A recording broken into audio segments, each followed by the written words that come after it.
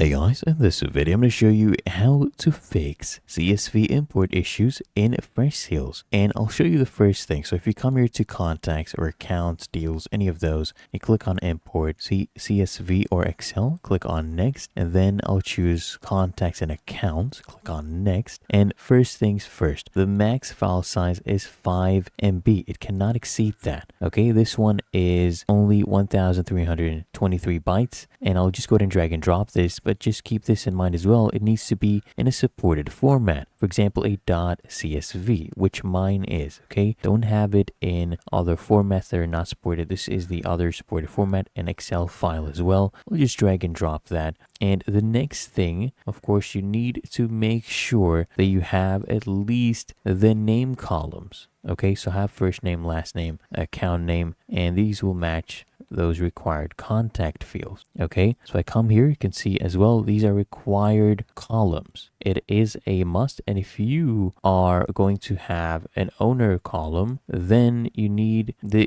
have the same email address that you configure your specific account with, so they know which owner it is exactly. Make sure also the field types are mapped correctly. Okay, for example, if you have a number, okay, then you need to use the appropriate right here field type, right?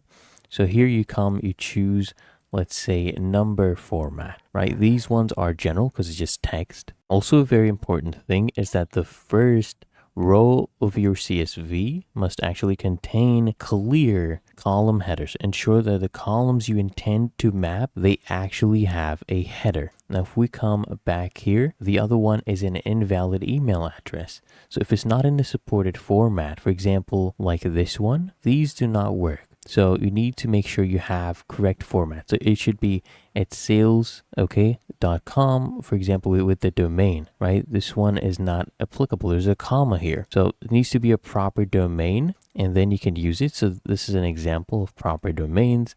So it's emily.young@acme.com. I want to quickly also talk about, drop down or multi-selective values. So if you're importing data into a Freshsales drop down or multi-select field, then all the values in your CSV must already exist as a choice, okay, for that field in your Freshsales admin settings. For multi-select values, separate the values in the CSV cell with a semicolon. Make sure you go ahead and do that, and make sure there's no mismatched field types, right? Make sure it matches. Click here on next, and then here they'll ask you if you want to import contacts. I'll just choose new contacts. And if you want to skip duplicate contacts, then you need to choose a criteria where it needs to match. For example, if you come here, you choose Freshsales ID, it's not going to work because it's not mapped to any column in our file. But we do have, the emails. So if the emails are matching, then we can skip that. I'll just go ahead and toggle this one off for now. Sales owner, I'll leave it to myself. Then we'll click here on import now. So there we go. It is importing. And you can also make sure you choose the correct file formats as well when you are doing the import process. If you also have any dates, make sure you have used the correct format when importing them. Really that easy. And that is how to fix CSV import issues in Freshsales.